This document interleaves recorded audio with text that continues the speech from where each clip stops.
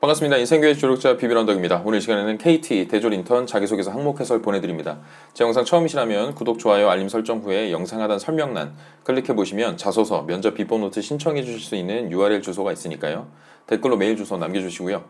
이후부터 설명드리는 모든 자료는 합격약국 웹사이트 www.pespam.co.kr 취뽀 꿀팁 게시판에서 다운로드 받으실 수 있습니다. 기타 자소서 진단이나 첨삭 원하시는 분들께서도 합격약국에 신청해 주시면 제가 직접 진행하고 있다는 점 참고 부탁드립니다. 자, 첫 번째 문항 보겠습니다. KT 및 해당 직무에 지원한 동기와 KT 입사 후 해당 직무의 전문가로 성장하기 위해 어떤 노력을 할 것인지 구체적으로 기술해달라는 항목입니다. 지원 동기와 함께 입사 후 포부, 특히나 성장 로드맵을 함께 묻는 대표적인 항목이라고 볼 수 있고요. 다음 내용을 포함해서 작성이 되었는지를 체크하는 측면으로 한번 들어보시면 좋겠습니다. 첫 번째로 KT 또는 해당 직무에 대한 관심을 갖게 된 배경을 여러분들의 직간접 경험으로 연결지어서 설명하면 가장 좋고요.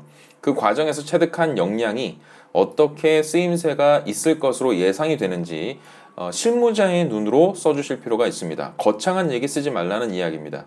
그리고 만약에 여러분들께서 뚜렷한 직무 선택 사유를 찾지 못했고 뚜렷한 지원 동기를 밝힐 자신이 없다라고 하신다면 기본적으로 내가 지원하는 직무에서 필요로 하는 역량을 먼저 밝혀놓고 본인이 그 역량을 갖추고 있다는 점을 여러분들의 노력 과정이나 경험을 통해서 어필해 주시는 방법도 있습니다. 그래서 KT의 해당 직무가 내 역량을 펼쳐내기에 가장 좋은 환경이다.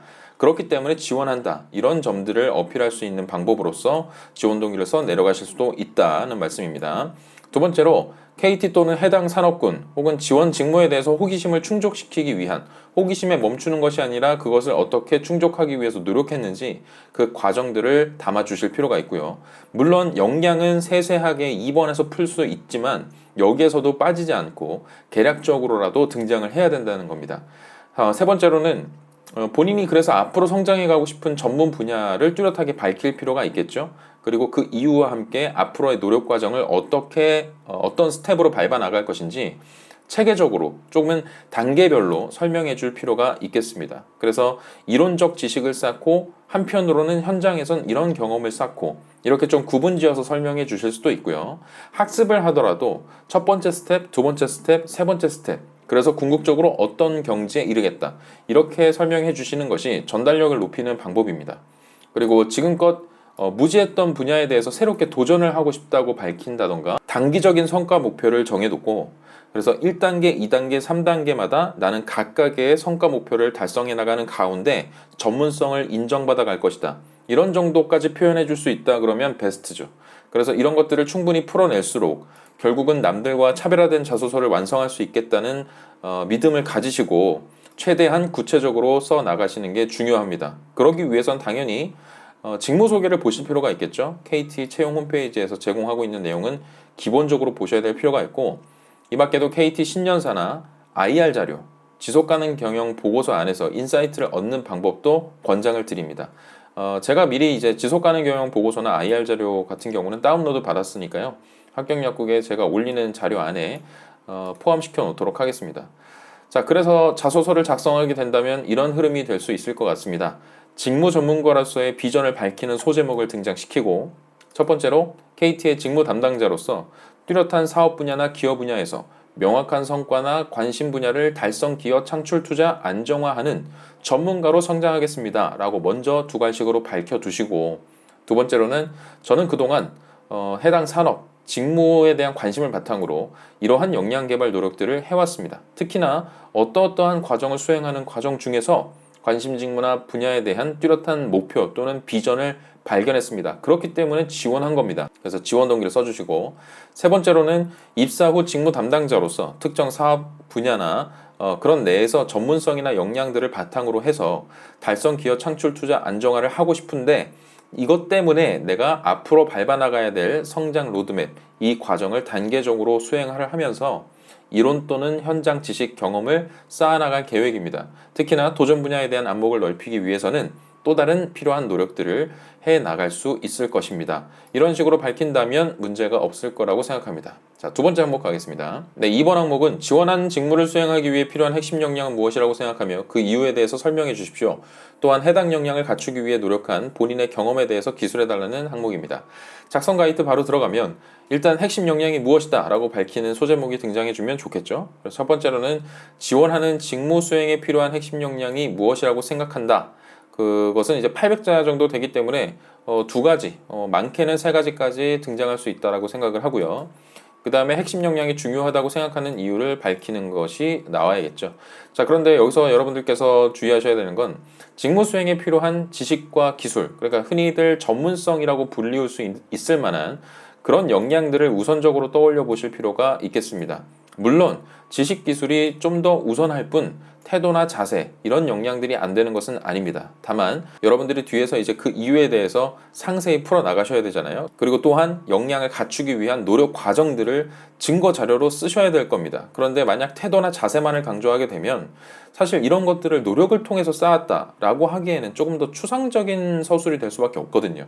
그렇기 때문에 쓰시되 두세 가지 역량을 골라내신다면 일단 지식이나 기술과 관련된 전문성이라고 불릴 수 있는 영역의 것을 쌓아온 과정과 플러스 자세나 태도 이렇게 채우는 방식이 있을 것 같고 너무 자세나 태도만을 두세 가지로 가득 채우는 건 좋지 못한 거라고 생각을 합니다. 쓰시면서 아마 느껴지실 겁니다. 그렇게 쓰시면 제한사항이 있다는 것을. 그리고 문제 상황을 해결하는 과정을 가정에서 쓰실 수도 있겠죠. 그래서 여러분들께서 직무 담당자로서 KT에서 만약 이런 상황이 빚어졌을 경우에 이런 문제를 해결할 수 있을 것으로 예상되기 때문에 이런 역량이 필요한 겁니다. 이렇게 주장할 수도 있는 것이고 반대로 문제 상황을 해결하지 못했을 때에 데미지가 있는 상황을 가정에서 쓸 수도 있겠죠. 만약 이런 역량을 갖추지 못하게 된다면 이런 문제들을 해결할 수 없을 겁니다. 이런 문제점들이 불거질 겁니다. 라고 주장하실 수도 있을 겁니다. 그리고 전문가의 조언, 직간접 경험, 인터뷰, 학습 과정들 여러분들께서 쌓아온 그런 경험들을 적극적으로 끌어와서 그런 것들을 언급하면서 내가 전문가의 조언을 들어보니까 경험해보니까 인터뷰해보니까 학습해보니까 이런 것들이 중요하다는 것을 알게 되었다라는 식으로 이유를 적어주실 수 있겠죠. 그거 말고 제가 추천드리는 건 직접적인 사고 사례를 가져올 수도 있고 직접 경험을 가져올 수도 있고 고객의 의견을 직접 들었던 것을 가져올 수도 있고 혹은 현직자와의 인터뷰 결과 등을 인용을 해서 여러분들께서 기재할 수 있다면 변별력이 높아질 거예요. 그만큼 여러분들이 뚜렷하게 이 직무에 대해서 필요한 역량이 무엇인지 고민했다는 흔적일 테니까요. 세 번째로는 해당 역량의 개발 과정을 써주셔야 되는데 이공계 분들이라면 프로젝트 중심으로 구체적인 사례와 함께 제시하시는 것이 좋습니다. 단순하게 몇 가지를 장황하게 나열하는 것은 좋지 못하고요. 문과를 포함한 다른 프로젝트 경험이 없는 분들께서는 협업 과정, 팀워크 경험을 통해서 성과를 달성해낸 경험 이런 것들을 끌어오시는 것도 좋습니다. 그래서 지식이나 기술 전문성도 물론 좋고 태도, 협업이나 책임감을 느꼈던 사례 등을 개발 과정으로 적어주셔도 얼마든지 좋습니다. 그렇게 해서 얻은 교훈이나 인사이트, 도출 결과를 네 번째로 쓰실 수가 있고 마지막으로 입사 후에 직무 수행에 어떻게 적용시키겠다, 발전시키겠다. 그리고 나는 이미 쌓아놨기 때문에 앞으로 내가 하게 될 이런 역할들이 기대가 된다, 확신이 생겼다. 이런 포부 등을 적극적으로 밝히시는 것을 바탕으로 마무리 지어주시면 되겠습니다. 자, 그런데 이제 노력 과정과 관련해서 조금 더 첨언을 해드리자면 여러분들의 경험 중심으로 써주시는 것이 무엇보다 중요하다고 생각해요. 그렇기 때문에 글자 수를 800자를 낸 것이다 라고 생각하셔도 좋습니다. 그래서 되도록이면 여러분들의 액션, 활동이나 체험 위주로 다양한 채널을 통한 노력 과정 등을 어필하는 것이 이 항목에서 조금 더 변별력을 높이는 방법이라고 생각을 하고요. 만약에 자격증 취득이라는 것을 했다고 하더라도 여러분들이 노력 과정으로서 저는 자격증을 취득했습니다. 이렇게 쓸 것이 아니라 이 자격증 취득 자체는 노력 과정의 그냥 하나의 수단일 뿐이에요. 그렇기 때문에 나는 어떤 방식으로 계획을 수립하고 학습해 나가겠다는 목표를 세운 가운데 그런 관심을 가지고 꾸준히 학습한 끝에 결국 자격증도 취득할 수 있었다 라고 써주시는 것이 훨씬 더 낫다는 이야기입니다. 자, 그리고 노력 과정 중에서 다음 구성 요소가 포함되어 있는지 혹시나 다 쓰셨다면 관련 노력이 있음에도 불구하고 다음 요소 중에 빼놓고 작성한 부분이 없는지 확인하는 차원으로 보시면 좋겠습니다. 첫 번째로 역량을 갖추기 위해서 투입한 시간이나 방법 두 번째, 습득한 지식 및 기술을 실전적으로 적용해 본 사례. 세 번째, 역량을 발휘해 본 경험. 네 번째, 역량을 발전시키기 위해 현재 교류하고 있는 네트워크.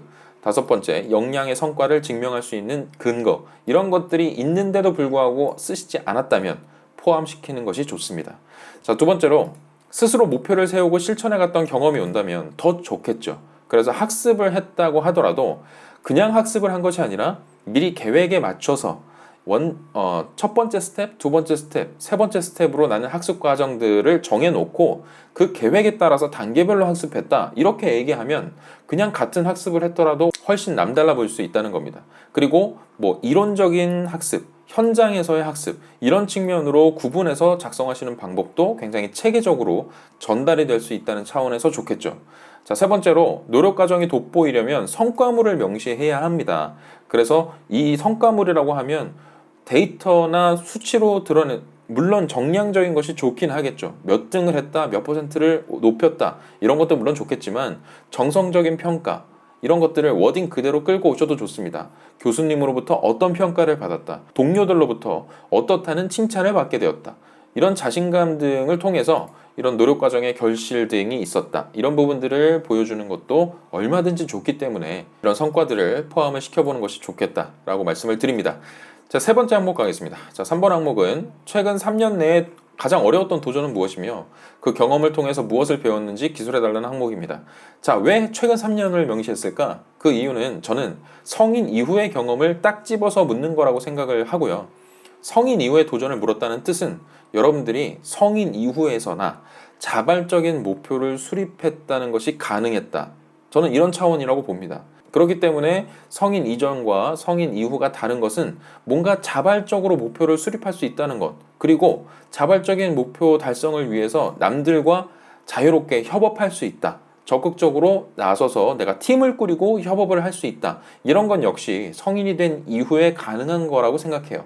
그런 점들에 좀 착안해서 소재를 골라보시는 것이 좋겠습니다. 자, 그래서 정리해서 말씀드리면 자발적으로 최고 수준의 목표, 그냥 난이도는 안 될 것 같고요.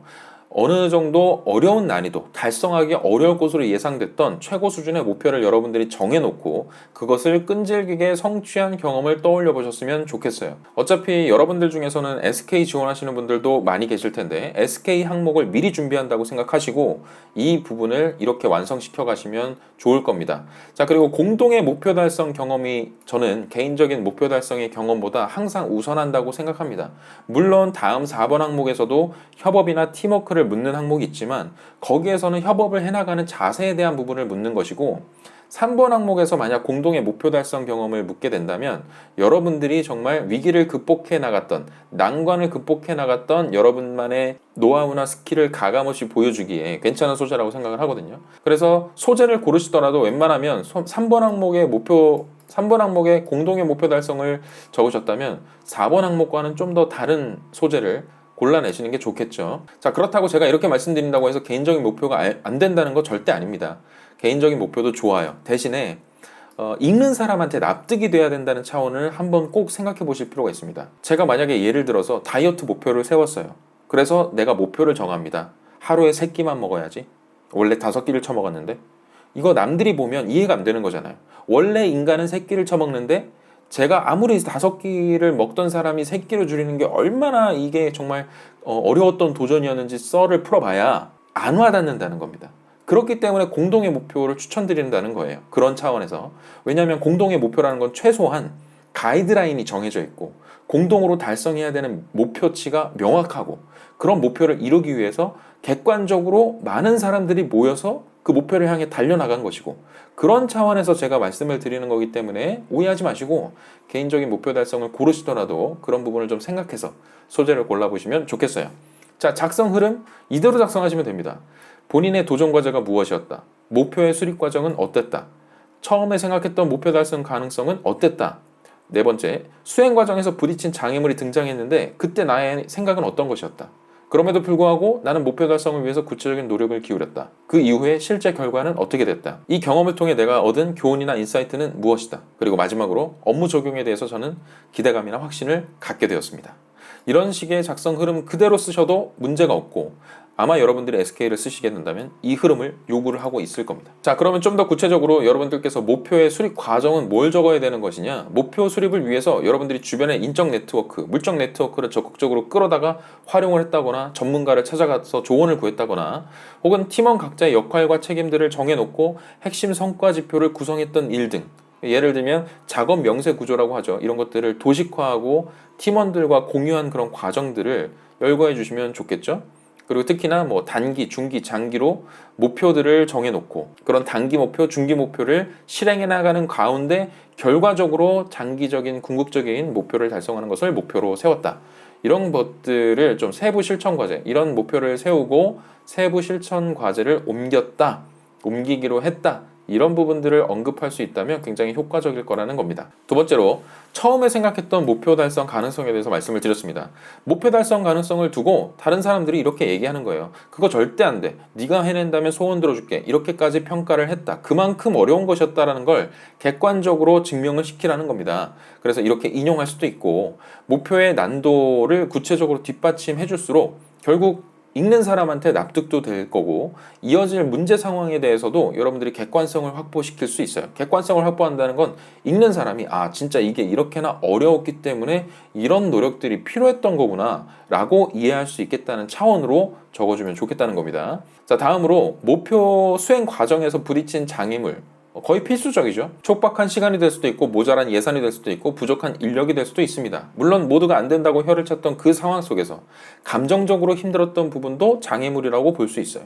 그럼에도 불구하고 여러분들은 포기하지 않고 방법을 찾아내야겠다는 생각이 앞서게 됐고 반드시 이것을 성공시켜야겠다는 의지, 명분, 이런 각오 등을 다졌다고 덧붙여 보면서 혹은 이런 것들이 후배들한테 좋은 선례로 남기는 것이 나한테 주어진 내 몫이라고 생각했다. 이렇게 서술하는 방법도 굉장히 훌륭하겠습니다. 자, 다음으로 목표 달성을 위한 구체적인 노력 과정이 등장을 해야겠죠. 그래서 기존의 관행을 깼다. 그리고 새로운 방식으로 접근했다. 이런 거 괜찮고 조직 문화를 바꾸려는 노력이 있었다. 중간중간 일의 진행을 크로스 체크하는데 심혈을 기울였다. 혹은 주변 사람들을 끊임없이 설득을 시키고 행동에 옮기도록 독려시켰다. 작은 실패의 원인을 재빨리 분석하고 실수가 되풀이되지 않도록 기록하고 대안을 찾는 행위, 이런 모든 것들이 여러분들의 구체적인 노력 과정 중에 들어갈 수 있는 부분이라고 생각합니다. 그래서 구체적으로 이런 부분들을 작성을 해주시고요. 이제 실제 결과값이 나와야겠죠. 저는 실제 결과는 간략히 작성하시되 반드시 결과값이 성공적일 필요는 없다라고 생각을 합니다. 그래서 가시적으로 드러나는 성공이 아니었다 할지라도 만약 공동의 목표 달성 과제였다면 구성원들로 하여금 다 같이 도전을 이끌어냈다는 것, 그 안에서 느껴진 협업의 가치, 이런 것들을 깨달았다는 것도 인사이트로 충분히 도출될 수 있고요. 공동체가 힘을 합해서 선한 영향력을 미칠 수 있었던 것에 대한 희열, 관행적으로 이어져던 악습이나 부정적인 태도를 바꾼 것에 대한 성취, 이런 것들도 결과물로서 얼마든지 올 수 있어요. 때문에 성공 여부에 대해서 지나치게 고민하기보다는 이런 것 때문에 소재 선택에 어려움을 겪기보다는 목표에 대한 집념이나 의지를 잘 드러내는데 여러분들이 포커스를 맞춰서 작성하시면 되겠다는 뜻입니다. 그래서 문항에도 성공을 한 경험을 쓰라고 하지는 않았잖아요. 어려웠던 도전이 무엇이었고 무엇을 배웠느냐를 쓰라고 했기 때문에 절대 성공 경험을 물어보는 게 아닙니다. 자, 4번 항목 가겠습니다. 4번 항목은 공동의 목표 달성을 위한 협업 경험을 본인이 수행한 역할을 중심으로 설명하고 그 경험을 통해서 무엇을 얻었는지 기술해달라는 항목이죠. 자, 어느 정도 저는 이런 항목을 마주치게 되면 여러분들의 캐릭터를 정해두고 그에 걸맞는 역할을 내가 수행했다. 이런 부분을 중심적으로 서술하게 되면 최소한 여러분들이 앞으로 기울이게 될 노력 과정을 써주실 텐데 그런 방향성이 흔들리지 않을 거라고 봅니다. 보통 이제 서술이 장황해지기 좋은 게 그냥 이렇게 공동의 목표 달성 중에 너가 뭐 했냐 그러면 다 했다라고 쓰는 분들도 계시고 그냥 겨우 요만큼 했다라고 쓰시는 분들도 계세요. 이거 둘 다 좋지 못합니다. 수행한 역할이라고 하면 그래서 내가 어떤 역할을 맡았기 때문에 그 부분을 충실하게 해냈다라고 써주시는 것이 좋은 거죠. 그리고 또 이제 수행한 역할이라고 해서 반드시 여러분들의 어떤 반짝이는 아이디어, 특정 기술을 통한 해결, 이런 부분들을 강조하는 건 그다지 올바른 방향은 아니라고 생각해요. 결국 여기서 얻은 인사이트라는 게 나는 반짝이는 아이디어를 낼 수 있는 사람입니다. 이런 걸 주장하려면 근거가 있어야 되는데 앞으로 여러분들께서 계속 반짝이는 아이디어를 낼 수 있는 사람이라는 것에 대한 그런 신뢰를 확보시키기 위한 증거물이 없잖아요. 그렇기 때문에 뭔가 꾸준하고 지속적인 노력 혹은 묵묵한 희생 과정, 뭐 팀의 의견을 하나로 모으기 위한 방법을 도입했다거나 참여를 이끌기 위한 분위기를 조성했다거나 나의 희생을 감내하는 태도, 이런 것들을 발휘했다라는 것들이 이 문항에서 정말로 여러분들께서 드러내야 하는 여러분들의 역할이다라고 생각하셔야 됩니다. 자, 그래서 제가 앞에서 협업을 해나갈 때 어느 정도 캐릭터를 정하는 것, 저는 세 가지 캐릭터가 있다라고 항상 주장합니다. 그것은 리더, 적극적인 조력자, 중재자, 이렇게 세 가지로 구분할 수 있다고 생각을 하고요. 그 역할에 따라서 발휘되는 역량에도 차이가 있다고 믿습니다. 그래서 아래 내용을 보시면서 여러분들이 캐릭터를 설정해 보셨으면 좋겠어요. 먼저 리더 같은 경우는 공동의 성과 달성을 위해서 목표와 비전을 세우고 세부 실천 계획을 수립하는 사람입니다. 이를 위해서 구성원들의 역할과 책임을 부여할 줄도 알고 중간 과정 관리, 수시 피드백을 통해서 일의 진행을 전체적으로 컨트롤할 줄 아는 사람이어야 해요. 그런 역할을 하셨다면 리더로 컨셉을 잡고 가시면 됩니다. 자, 만약에 목표 달성을 위한 방법이 잘못됐다? 과감하게 이런 목표들을 수정할 줄도 알아야 되고, 구성원들의 사이가 저하되지 않도록 끊임없이 의지를 북돋는 노력도 리더가 할 수 있는 역할 중에 하나겠죠. 자, 다음으로 적극적인 조력자라면 리더가 올바른 방향으로 의사결정을 하도록 돕고, 리더가 흔들리지 않도록 방향성을 다시 정해주고 각 구성원들이 서로 신뢰할 수 있도록 든든한 구심점이 되는 것을 뜻합니다. 각 구성원들이 서로 신뢰할 수 있도록 든든한 구심점이 돼서 환경을 조성하는 것 역시 적극적인 조력자의 역할이라고 볼 수 있습니다. 그래서 분위기 메이커로서 구성원들이 즐겁게 일할 수 있는 환경을 조성하고 적극적인 자세로 아이디어를 제시하는 것 역시 조력자의 주요 역할이라고 봅니다. 자, 마지막으로 중재자는 소통을 담당하는 사람이죠. 구성원들의 의견을 모으고 독려하는 한편 리더에게는 적극적으로 의견을 전달함으로써 공동의 목표 달성이 보다 올바른 방향으로 나아가도록 돕는 사람입니다. 특히 구성원 간의 충돌이나 대립이 발생하는 경우 그 누구보다 적극적으로 나서서 양측의 합의를 도와 팀워크를 단단하게 만드는 역할을 수행합니다. 자, 이 중에서 여러분들의 경험 중에서 내가 이런 역할들을 수행한 적이 있다라고 하신다면 캐릭터를 딱 정해두고 그에 걸맞는 행동들을 생각하시다 보면 적절한 분량, 적절한 에피소드들이 나올 겁니다. 자, 그리고 협업 과정을 진행하는 데 있어서 장애물 등장은 필수적이겠죠. 그래서 협업 과정이 본인의 노력으로 다 매끄럽게 진행됐다라고 하면 사실 그만큼 얻을 수 있는 인사이트도 적어지고 이 분량을 다 채우지도 못할 거라고 생각해요. 그래서 팀을 구성하고 공동의 목표를 달성하는 가운데 문제가 발생했고 그런 특정 에피소드를 핵심 내용으로 풀었어서 여러분들이 그 난관을 극복하기 위해서 이런 고난을 헤쳐나갔던 적극적인 액션, 구체적인 액션 위주로 서술하시는 것이 좋겠습니다. 예를 들어서 만약 참여도가 낮은 구성원이 있었고 그 사람을 적극적으로 참여시켜야만 했던 에피소드가 나왔다면 개인 면담 상담했습니다. 팀을 겉도는 근본적인 원인이 무엇인지 확인하고 함께 해결하고자, 문제를 해결하고자 나섰습니다. 또는 팀이 목표를 달성해야 되는 이유와 명분에 대해서 다시 한번 비전을 심어줬고요. 공감을 유도함으로써 명확한 비전을 공유할 수 있었습니다. 또는 개인적인 성향을 존중할 필요도 있었습니다. 포용하는 태도를 보여줄 필요도 있었습니다. 그래서 개인 업무 공간을 마련해 주기도 했고 적절한 리워드를 제공하기도 하면서 그를 적극적인 자세로 이끌어냈습니다.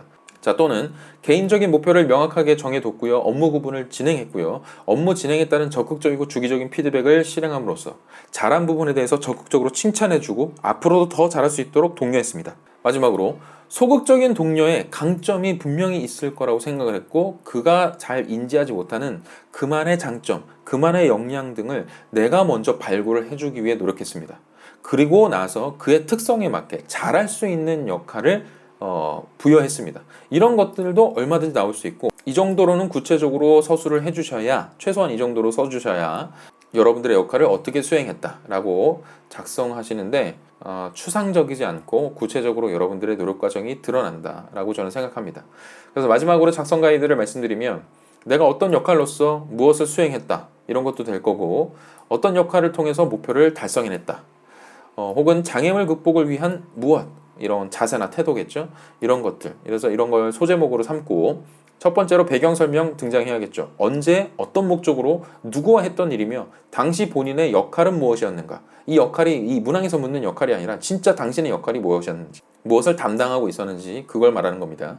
두 번째로 이제 장애물과 문제 상황이 등장을 해야겠죠. 세 번째로 그것을 극복하기 위해서 본인이 취했던 노력 과정. 여기가 이제 핵심이겠죠. 그리고 나서의 어떤 성과나 결과 그리고 더 중요한 건 마지막으로 이제 그래서 깨닫게 된 본인만의 협업 노하우가 무엇이냐, 혹은 본인 역할에 대해서 분명히 이해한 부분은 무엇이냐, 본인 역할 수행을 통해서 긍정적인 효과, 본인의 어떤 자신감을 얻었던 부분에 대한 고찰 내용, 혹은 팀의 성공을 위해서 내가 어떤 점을 기여할 수 있는지를 정확히 깨달았다는 그런 강점을 발굴하게 된 그 결과값을 충분히 얘기를 해주신 다음에 마지막으로 나는 이 부분을 앞으로 업무를 수행하는 과정 속에 적용시키고 발전시킬 수 있을 거라고 자신한다, 확신한다, 기대한다 로 마무리 지어주시면 되겠습니다. 그래서 사실 KT가 이제 묻고 있는 난이도가 그다지 높은 수준이 아니기 때문에 제 항목 해설을 꾸준히 들어오셨던 분들이라면 각각 문항에 따라서 낯설지가 않을 거예요. 다른 문항에서 해설했던 부분들도 많이